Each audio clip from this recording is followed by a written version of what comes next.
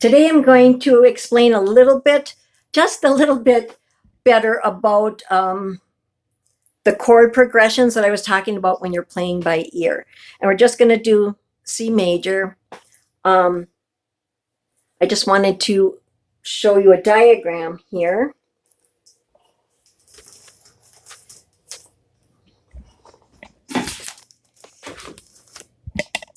Here we have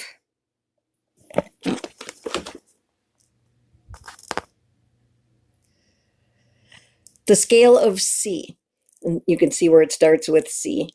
And it is showing the C major chord, which is C, E, and G. Those are the notes that you would be playing, and that's called the one chord. And that is root position.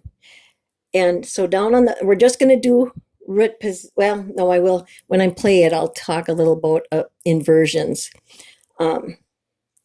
But here is the one chord for the C major scale. We got C, E, G, and then you count up C, D, E, F. So that's 1, 2, 3, 4. The 4 chord is F major, and you've got F, A, C in that root chord. And so 1, 2, 3, 4, 5. The 5 tone up, the 5th tone up in the C major scale is G major, and those notes are G, B, D, and in the root position.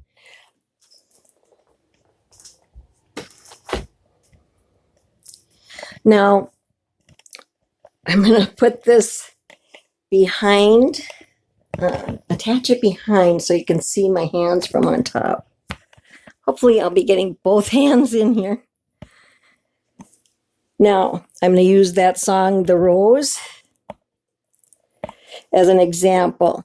So here is the melody. Some say love, it is a river. Okay.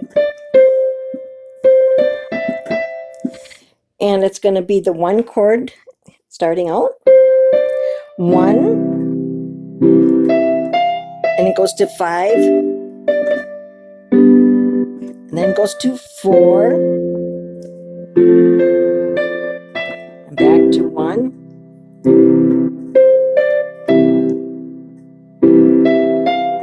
5. 4. And 1.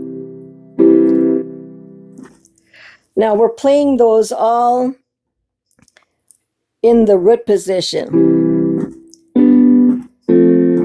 If you don't want to move your hand, bop it up into these different positions, what you do is play inversions of the chord.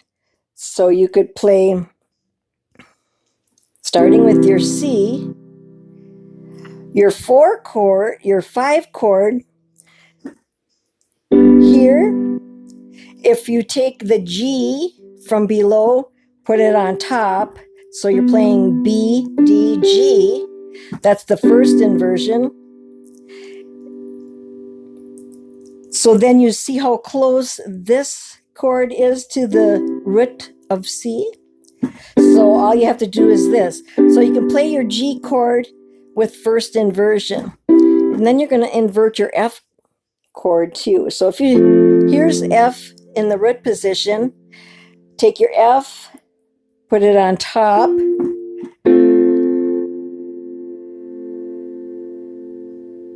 Did I just tell you the wrong one? No. I did it right. Take your your A, and put it on top. Look at how close that's called the second inversion. So look how close that same chord is, but just playing the notes in a different order. Look how close it is to the C root position. So we got the C for 1 chord. Here's the G chord, first inversion. Here's the 1 chord, and here's the F chord, which is the 4th chord in its second inversion. So to play the song, you could play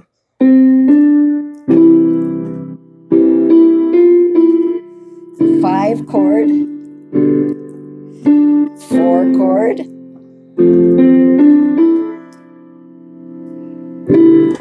back to the 1 chord, sorry about that. 1, 5, 4, back to 1. So if that helps you, because when I was playing the fancy way, 1 chord, I took that 1 chord and broke it up into arpeggios, is when you break up a chord like that. One hint for when you do arpeggios down in the low range here, try not to do thirds down, just because the sound is more muddled down there. You don't want to muddle stuff, muddling. But anyway, you know what I mean.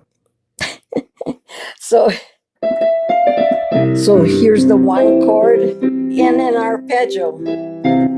5,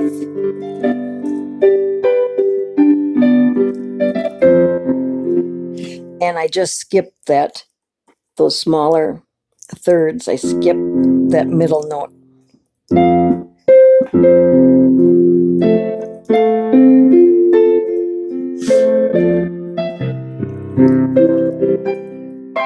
But let's just keep it simple. Just do the strumming just like if you were strumming chords on a guitar.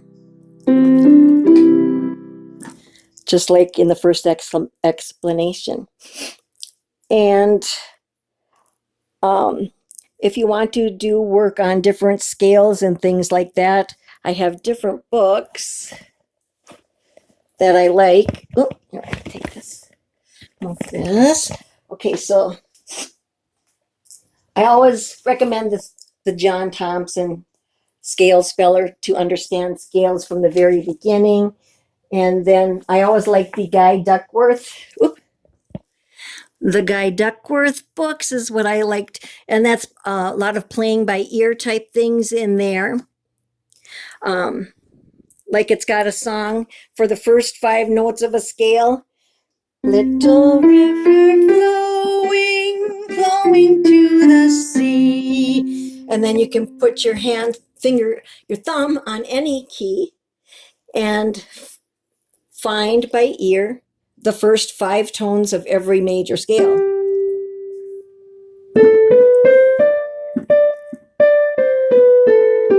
Little river flowing, flowing to the sea. So it uses that kind of an idea in all the Guy Duckworths, and then you end up moving to full scales and minor scales, major chords and minor chords, with a little song that goes to each one, so that you're finding them by ear, which I thought that was a cool way to go about learning that, rather than just all head knowledge where you're just reading the notes off of a page. And if you're practicing technique, I dug through my books here, and I like all these for practicing scales and stuff. You've got Heller, those are for different rhythms and expressions, like slurring and staccato and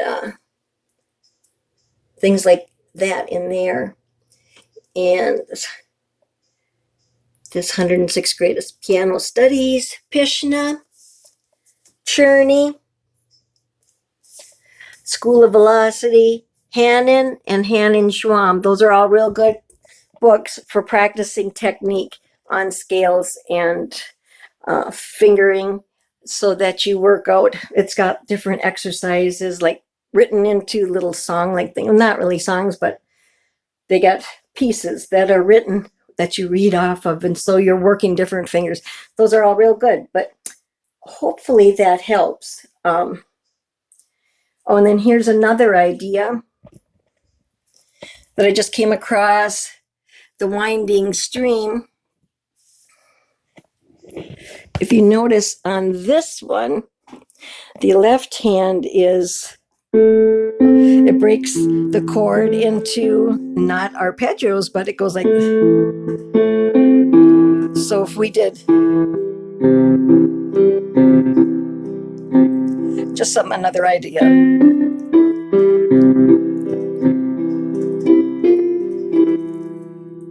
Give myself more room. Oh, no, I don't need it down here.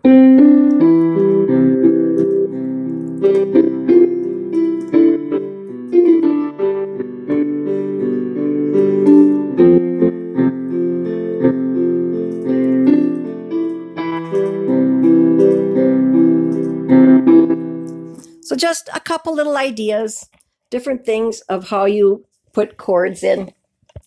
I hope I didn't make it too confusing, but there you go. If I had more time and like you were here in person and stuff, I could have you try different things and it would reinforce it a little bit for a couple minutes. Hopefully you can get it. Thanks.